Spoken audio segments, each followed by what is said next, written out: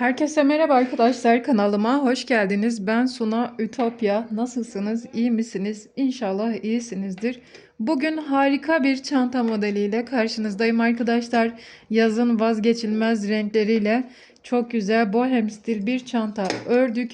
İnşallah beğenirsiniz arkadaşlar. Çantamıza şöyle askılar yakıştırdım ben. Bambu askı arkadaşlar. Tuhafiyelerden, çanta malzemesi satılan yerlerden uygun fiyata temin edebilirsiniz. Çantamız fermuarlı arkadaşlar. Yine fermuarını ya terziden ya da tuhafiyelerden alabilirsiniz arkadaşlar.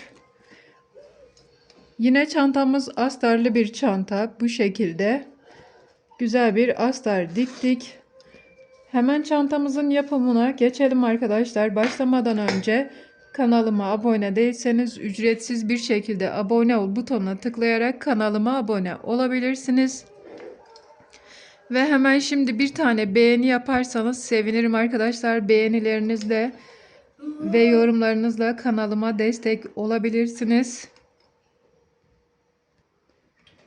Destek amaçlı ve ayrıcalıklardan faydalanmak için katıl butonuna tıklayarak istediğiniz tarifeyi seçip aileme katılabilirsiniz arkadaşlar. İpim polyester makrom ip 3 numara. Tığım ise 3,5 milimlik bir tığ arkadaşlar. İplerimi şöyle göstereyim size. Bu şekilde 3 numaralık ipler. Ben bu renkleri kullandım arkadaşlar. Siz isterseniz farklı renklerde kullanabilirsiniz. Zemini turuncu yaptım. Diğerlerini de isteğe bağlı 3 tane renk seçtim. Vizon rengi, yeşil rengi ve sarı rengi çok yakıştırdım. Çantamın boyu 22 santim arkadaşlar. Eni ise 25 santimlik. Uzunluklarda tabanımız bu şekilde görünüyor. Taban yapımıyla başlayalım. 37 tane zincirle başlıyorum. Farklı bir renkle başlayacağım arkadaşlar. Siz istediğiniz renkle örebilirsiniz dediğim gibi. Şu an taban kısmını örüyorum. Bir tane kilit zincir çekiyorum. Ardından toplam 37 tane zincir çekiyorum. 1, 2, 3, 4, 5, 6, 7. Evet, 37 tane zincirimi çektim. Şimdi arkadaşlar birinci zincirin içerisine değil ikinci zincirin içerisine şuraya batıyorum. Ve sık iğne örüyorum. Sıradaki zincirin içerisine batıp sık iğne örüyorum. Bir sonrakine batıyorum. Sık iğne örüyorum. Bu şekilde sıra sonuna kadar toplam 36 tane sık iğne öreceğiz. Sıra sonuna kadar örüp gelelim. Evet, son sık iğnemi de şurada öreceğim. Kilit zincirim vardı, ona karışmıyorum. Sıram bitti arkadaşlar. Bir tane zincir çekip işimi geriye doğru çeviriyorum. Evet, ilk sık iğnenin içerisine yani ilk boşluğa batıyorum arkadaşlar. Bakın, görüntüm bu.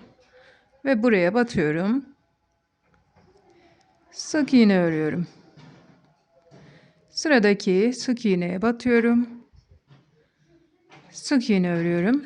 Sıra sonuna kadar bu şekilde sık iğnelerimizi örelim.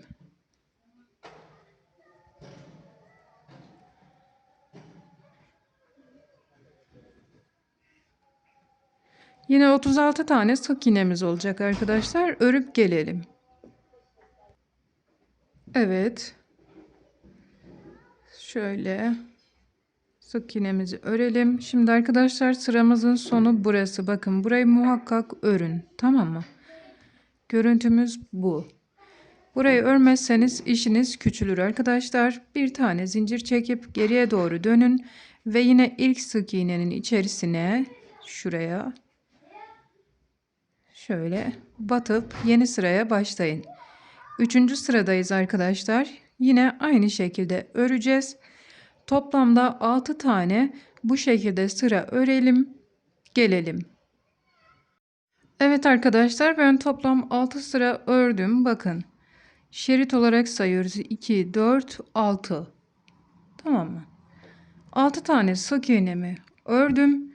Şimdi bir tane zincir çekiyorum ve etrafına bir sıra sık iğne ile dolanacağım arkadaşlar.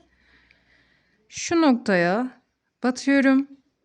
Yani birinci sıranın içerisine battım, bir tane sık iğne ördüm.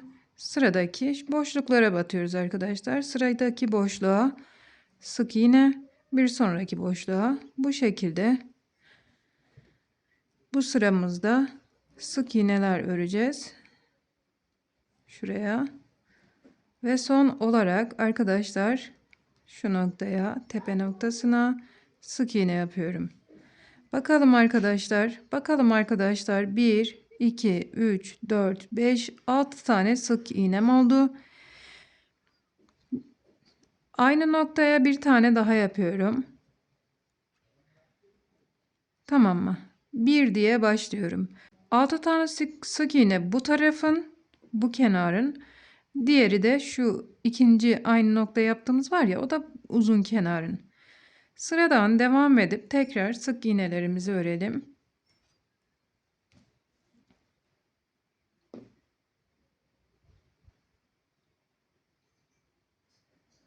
Şöyle her bir sık iğnenin içerisine bir tane sık iğne örüyoruz.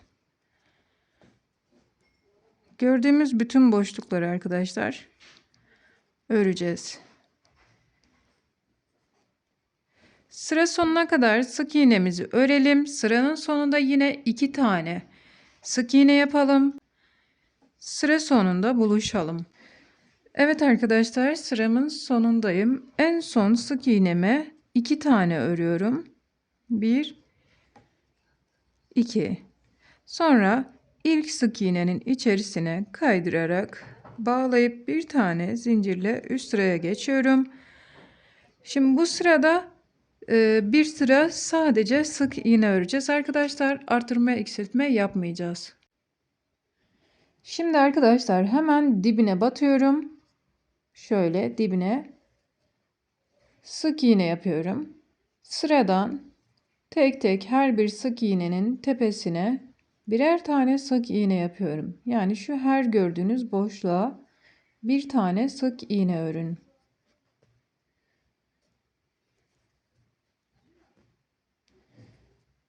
Evet. Bu şekilde sıra sonuna kadar tek tek örelim gelelim. Tamam, sıranın sonundayım arkadaşlar. Şöyle sıramın sonu bu şekilde görünüyor. Tamam mı? İlk sık iğnenin içerisine kaydırarak bağlıyorum. Bir tane zincirle sabitliyorum ve yine sıranın ilk boşluğuna hemen dibine şöyle batıp sık iğne örüyorum. Şimdi arkadaşlar modelimizi kuralım. Sıradaki sık tam zamanında neyse, sıradaki sık iğnenin tepesine değil arkadaşlar, hemen aşağısına şöyle, tamam mı? Şuraya batıyorum ve büyük bir sık iğne örüyorum. Şunu bir düzeltelim elimizle. İlk sık iğnemiz böyle oluyor. Düzelttik. Büyük bir sık iğne yaptık, uzun. Sıradakinin normal tepesine batıp sık iğne yapıyoruz. Bir sonrakini uzun yapıyoruz. Bakın. V yapıyoruz, tamam mı? Uzun V'ler yapacağız. Sıradakini normal sık iğne yapıyoruz. Bir sonrakini burada arkadaşlar bakın. Şöyle uzun sık iğne yapıyoruz. Sıradakini kısa, bir sonrakini uzun. Bakın hemen sık iğnenin altına batıyoruz. Yanlış yere batmayın arkadaşlar. Yoksa işiniz yamuk yumuk olur. Sık iğne, bir sonraki uzun sık iğne. Şimdi dönme yerlerinde arkadaşlar kafanız karışmasın. Bazı arkadaşlar hani dönme yeri biraz geniş ya, şuraya batıyorlar. Yanlış yapmayın arkadaşlar. Kesinlikle sık iğnenizi kontrol edip dibine batın. Kısa sık iğne örüyoruz. Uzun sık iğne örüyoruz. Bu şekilde sıramızın sonuna kadar örüp gelelim. Evet arkadaşlar, sıramın sonundayım. Son bir tane kaldı. Uzun yapıyoruz ona. Kısayla başlamıştık. Uzunla bitirdik arkadaşlar. Şimdi ilk sık iğnenin tepesine kaydırarak bağlıyorum. Bir tane zincirle sabitliyorum. Bir üst sırada arkadaşlar kısa yaptığımız yere uzun, uzun yaptığımız yere kısa yapacağız. Yani başlarken bir önceki sırada kısayla başlamıştık. Şimdi uzunla başlayacağız. Hemen dibine sık iğnenin altına uzun sık iğne yapıyorum. Uzun olanın şu tepe noktası var ya, üzerindeki boşluğa batıyorum. Kısa yapıyorum. Kısa olan var. Uzun yapıyorum. Uzun var. Kısa yapıyorum. Kısaya uzun yapıyorum. Uzun olana kısa yapıyorum. Köşelerde şaşırmayın arkadaşlar. Şöyle uzak gibi gözüküyor. O yüzden şurayı biraz yakınlaştırın. Uzun yapın. Kısa yapın. Bu şekilde sıranın sonuna kadar uzun olana kısa, kısa olana uzun yapın. Gelin renk değiştirelim.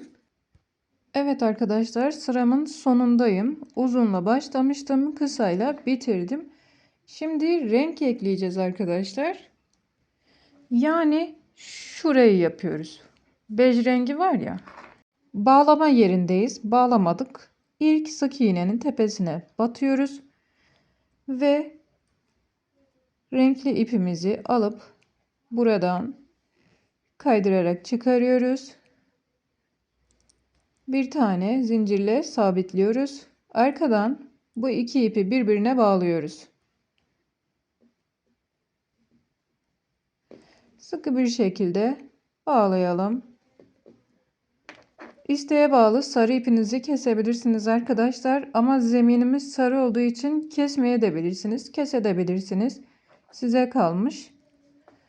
Şimdi eğer kesmeyecekseniz gri ipi alttan yürüteceğiz. Uzunla başlamıştık. Kısayla başlıyoruz şu an. Şöyle hemen olduğum noktaya kısa bir sık iğne, sıradaki uzun olan yere, sıradaki kısa olan yere uzun sık iğne,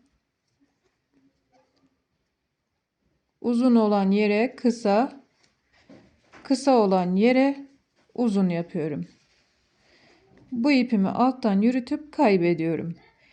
İp değişimim bu şekilde arkadaşlar. Şimdi şöyle bir çantamızı alıp bakalım. Şimdi arkadaşlar bakalım kaç sıra örmüşüz. 1, 2, 3, 4 ve buranın altındaki 5. 5 sıra örün.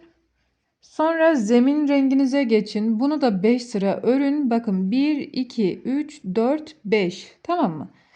Sonra diğer renginize geçin. 5 sıra, 5 sıra, 5 sıra. Bu şekilde örün. Daha sonra zemin, yani turuncu ipiniz arkadaşlar. Bakalım bunu da sayalım, kaç sıra örmüşüz. 1, 2, 3, 4, 5, 6, 7, 8, 9, 10, 11, 12, 13, 14, 15, 16, 17 sıra örmüşüm arkadaşlar. Tamam mı? Siz de bu şekilde örün, gelin. Arkadaşlar ben bu kadar ördüm çantamı. Bu benim için yeterli. Şu noktadan, tabandan ağzına kadar toplam 20 santim ördüm.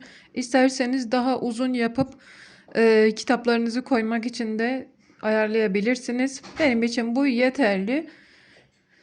Şimdi çantamızı şöyle tabanını dümdüz bir şekilde el ütüsüyle düzeltelim. Bakın, tabanı düzeltiyoruz, tamam mı? El ütüsü yapıyorum şöyle. Elim iç tarafta ve dış tarafta. Şöyle dümdüz tutuyorum. Tamam mı? Şuranın hizasına denk getirmeye çalışacağım. Şu noktaya. Arka lobdan öreceğiz. Bakın. V'ler var. Görüyor musunuz? Biz bunlara lob diyoruz. Burası ön lob. Burası arka lob. Arkadaki lobu alıyorum. Tamam. Tığımı buraya batırıyorum.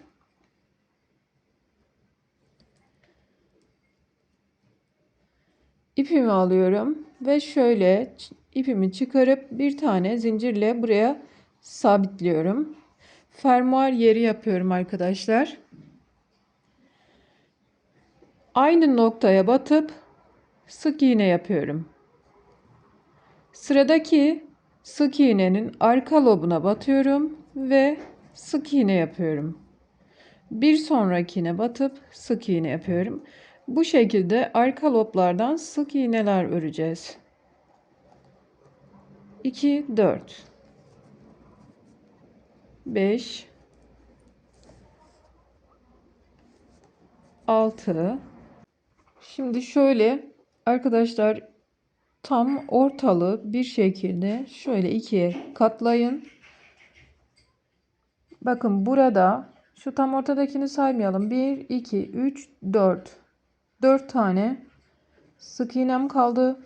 Buradan da 4 sık iğne kalsın. 1, 2, 3, 4. Örelim oraya kadar.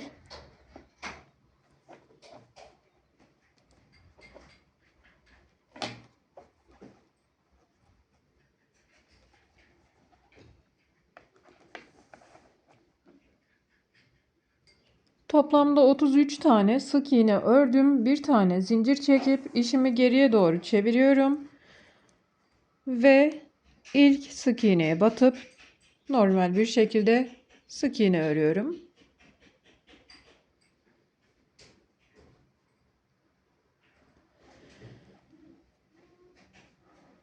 Sıradaki sık iğneye batıp sık iğne örüyorum. Sıra sonuna kadar bu şekilde sık iğnemizi örelim.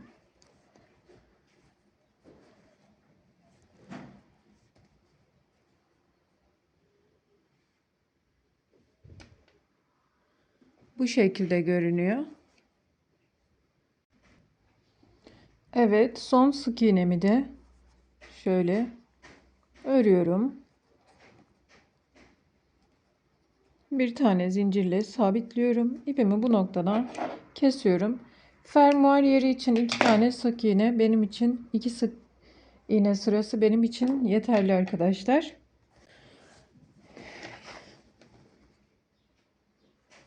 Şimdi bu bizim için yeterli arkadaşlar. Zaten çantamızın eni çok yok biliyorsunuz. Evet. Şimdi arkadaşlar tam aynı hizadan ne yapmıştık? Burada 4 tane sık iğnemiz vardı ya. 1, 2, 3, 4. Bir tane arada vardı. 5, 6, 7, 8, 9, 10'uncuya batıyoruz. Yine iç lobdan alıyoruz. 10'uncuya batıyoruz. Yine aynı şekilde fermuar ağzı için ek yapacağız arkadaşlar. 1, 2, 3, 30. Şu ipimi buradan koparmıştım. Onu iç tarafa alacağım. Şuraya 30, 1, 32, 33. 33 tane ördüm. Bakalım arada kaç tane sayımız var. 2, 4, 6, 8, 9. Tamam. Aynı şekilde burada da 9 tane sayım var. Şimdi arkadaşlar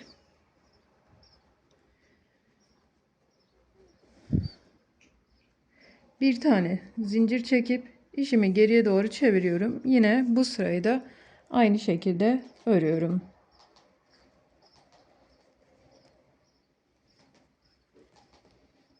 Örüp gelelim. Şimdi arkadaşlar bu iplerimizi aşağıya doğru bir atalım. Şuraya bir geçirelim. Buradan aşağıya. Ve bir tane daha aşağıya. Daha aşağıya. Daha da aşağıya. Daha ya. Tamam. Şöyle alt tarafta dursun arkadaşlar. Şuradan düğüm atabiliriz mesela. Bu şimdi içeriye girdi. Çantamızın içerisinde şu an. Düğüm atalım.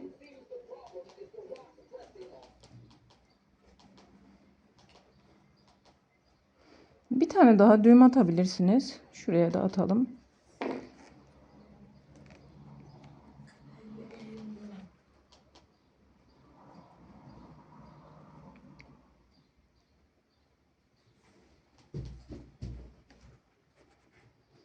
Şimdi bunu buradan kesip bir de ucunu yakıyoruz. Diğerlerini de bu şekilde kaybedelim. Şöyle içeriye doğru. Bunu da içeriye doğru alacağız. Tamam mı? Şimdi etraftan sık iğne öreceğiz. Ne kadar öreceğimi bilmiyorum. Biliyorsunuz ki çantayı doğaçlama bir şekilde örüyorum. Biz şimdi fermuar yeri için iç lobdan ördük ya. Şimdi dış biz şimdi fermuar için iç lobdan ördük ya arkadaşlar. Şimdi dış lobları öreceğiz. Şöyle batıyorum.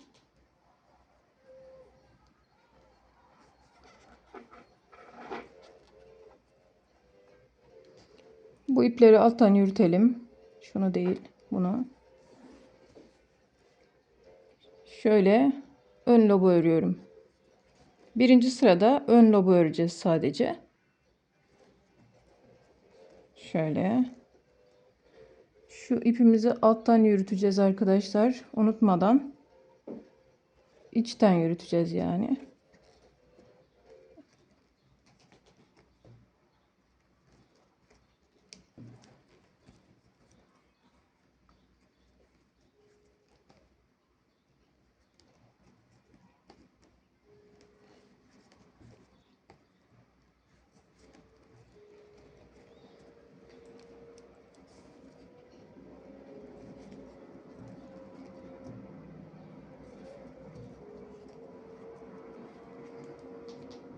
Şimdi arkadaşlar şöyle yapalım bunu.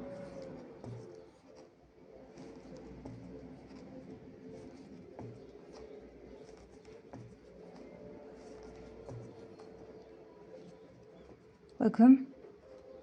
Tamam mı? Bu şekilde örelim, gelelim. Şimdi sıram bitti arkadaşlar. Bakın şuraya kaydırarak bağlıyorum sıranın başına. Bir tane zincir çekiyorum. Aynı noktaya batıp sık iğne örüyorum ve sıradan devam ediyorum. Tekrar sık iğne öreceğim arkadaşlar. Birleştirmem bu şekilde.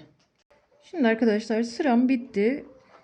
Şimdi arkadaşlar 3 sıra ördüm. 1, 2, 3. Bu benim için. Evet arkadaşlar ben toplam 3 sıra ördüm. Benim için yeterli. Şimdi ilk sıraya kaydırıp bağlıyorum. Ve ipimi buradan kesiyorum.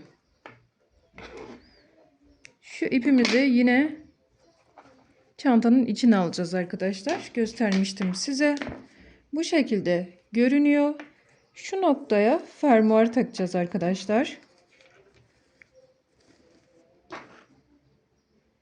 Tamam mı? Şimdi arkadaşlar ben çantama bambu sap dikmek istedim. Tuhafiyelerden temin edebilirsiniz. Çanta malzemesi satılan yerlerden temin edebilirsiniz arkadaşlar. Şimdi bambuyu nasıl diktiğimi size göstereceğim. Aynı hizada bakın şuradan aynı sayın böyle boşlukları aynı şekilde aynı hizada olsun ve buradan aynı şekilde aynı hizada dikin. Daha sonra arkadakini de aynı hizaya getirip dikin arkadaşlar. Şimdi çantamızı şöyle bir çevirelim.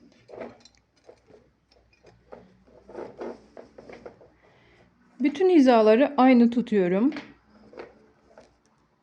Şuradaki boşlukları aynı yapıyorum ve buradaki boşlukları aynı yapıyorum. Mesela 2, 4, 6, 7. boşluğa, buradan da 2, 4, 6, 7. boşluğa dikmişim. Tamam mı? Aynı şekilde dikeceksiniz. Şuradan şöyle batıyorum. Bakın. Nereden battım arkadaşlar? Arkaya bakın. Tam şuranın dibinden. Tam dibinden. Tamam mı? Dibinden. Şöyle. Daha sonra bakın. İğnemi geçirdiğim yer var ya, yine oradan bu sefer üstüne atıyorum. Yine aynı yerden dikiyorum. Şimdi aynı yere batıyorum. Aynı deliğe birkaç sefer batacağım. Yine aynı yere. Heh. Sıradakine. Boşluk bırakmayacak şekilde arkadaşlar. Şöyle, pardon. Aynı yere batacağız, bakın. Aşağıya. Aynı deliğe dikiyoruz. Bakın. Aynı noktaya battım. Yukarıdan yine aynı deliğe batıyorum.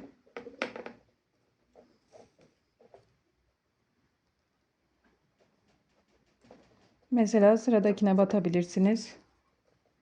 Aynı noktaya yukarıdan.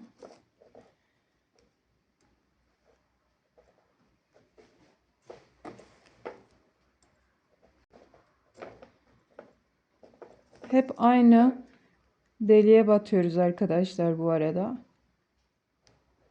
Şunu da bitirelim son olarak.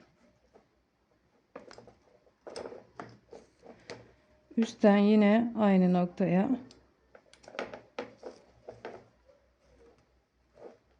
Şöyle.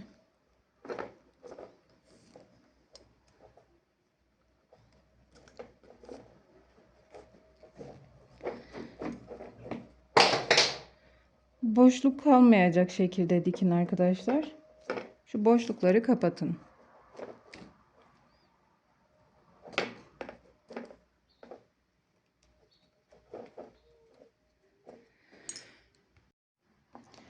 Şimdi arkadaşlar şuraya bir tane daha bağlayalım. Boşluğumuz olmasın. Şöyle sıkıştırabilirsiniz ipinizi.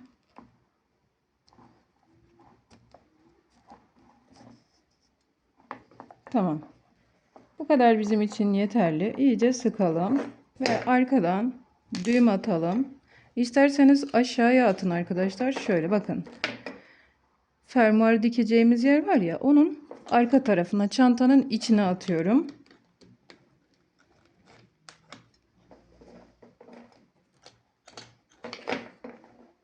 Diğerini de bir sıra başka sık iğneden alıyorum. Hani aynı yerden alırsam dikemem birbirine. Bağlayamam, pardon.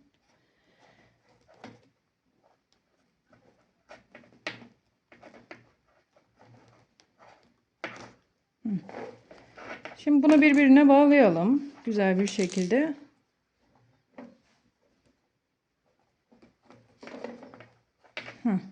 Tekrar bağlayalım.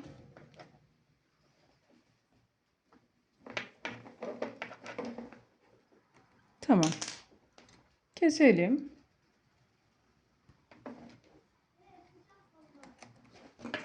Ve ucunu yakalım.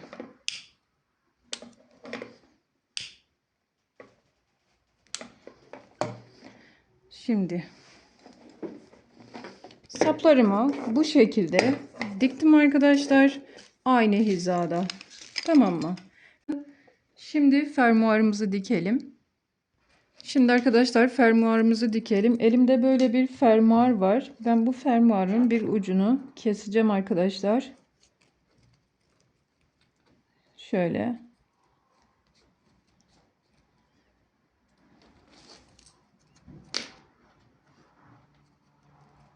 Aynı hizada keselim.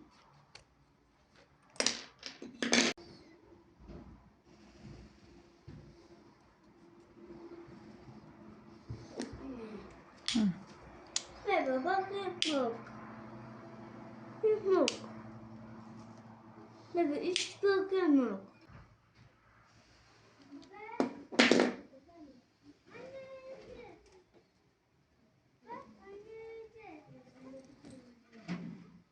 Bu şekilde dikelim arkadaşlar. Burası yapıştı, artık sökülmez. İğne ipliğim var arkadaşlar. Aynı renk değil ama benzer bir renk. Sırıtmayacak bir renk. Şimdi şurayı bakın, hemen dibinden şöyle dikiyorum. Dibinden. Birkaç tane aynı noktada gidip gelelim.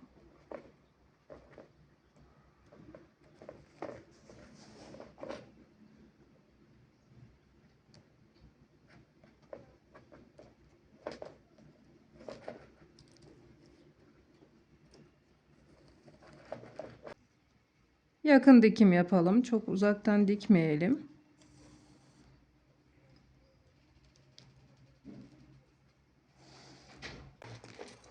Sonuna kadar dikelim. Gelelim. Son arkadaşlar, bakın ucundayım. Şöyle böyle biraz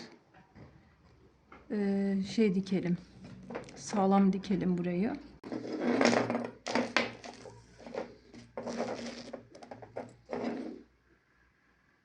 Tamam mı? Şimdi aynı şekilde bu tarafı da yapacağız arkadaşlar. Şimdi arkadaşlar fermuarımızı kapatıyoruz ve burayı aynı hizada şöyle aynı hizada arkadaşlar yakacağız yine.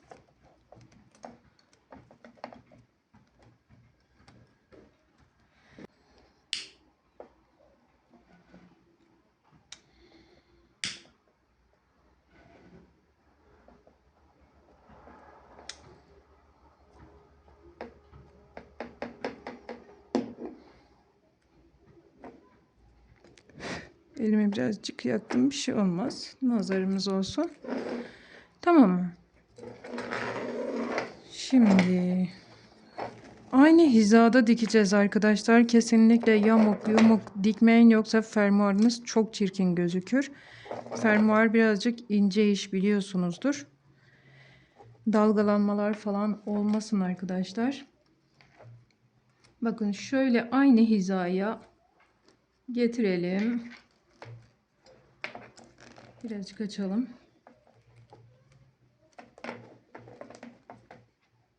Evet, aynı hizada arkadaşlar fermuarımızı bu noktaya bir sabitleyelim.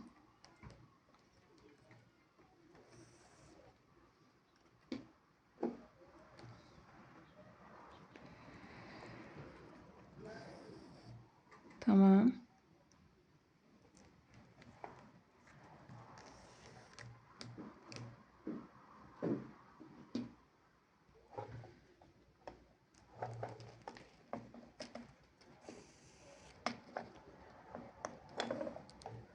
Şöyle aşağıdan. Şimdi arkadaşlar fermuarınızı açın. Şöyle astar diktim arkadaşlar. İnanın ki sadece 2 dakikamı aldı. Hiçbir şey değil. Çantanın altına koydum. Kestim. Tam çantamın hizasına göre birer santim daha fazla kestim. Dikiş payı bıraktım. Ağzını da kıvırdım arkadaşlar. Dibinden şöyle diktim. Tamam mı? Biraz yakın dikim yaptım arkadaşlar. Çünkü dikişlerin üzerinden dikeceğim. Şöyle çantamı astarı çantanın içerisine koyalım. Tamam mı? Şimdi arkadaşlar çok basit bir astar dikme yapacağız. Şöyle. Bunu alttan alalım ipimizi.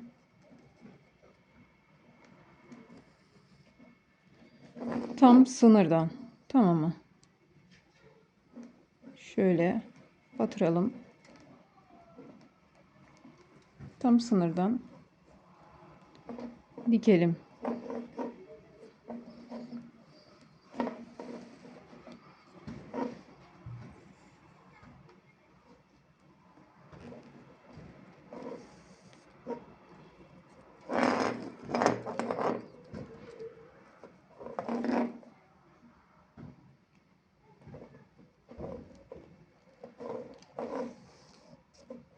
Bu arada ipim kumaşımla aynı renk arkadaşlar. O yüzden sırıtmayacak.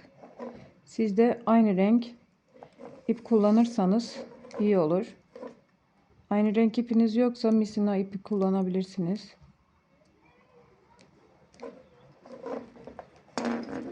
Şöyle altından dibinden.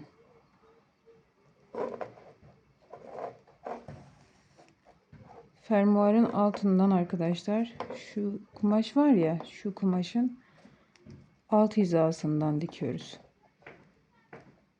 Yani fermuara değmiyor. Şu şekilde dikelim astarımızı, gelelim. Evet arkadaşlar, ben astarı diktim. Bu şekilde görünüyor. Gayet güzel görünüyor. Çantamın bitmiş hali bu şekilde arkadaşlar. Eğer çantamı beğendiyseniz lütfen beğen butonuna tıklamayı unutmayın. Kanalıma abone değilseniz ücretsiz bir şekilde abone ol butonuna tıklayarak kanalıma abone olun arkadaşlar. Yorumlarınızı muhakkak bekliyorum. Bir sonraki videoda görüşürüz. Hoşça kalın, sağlıkla kalın. Allah'a emanet olun.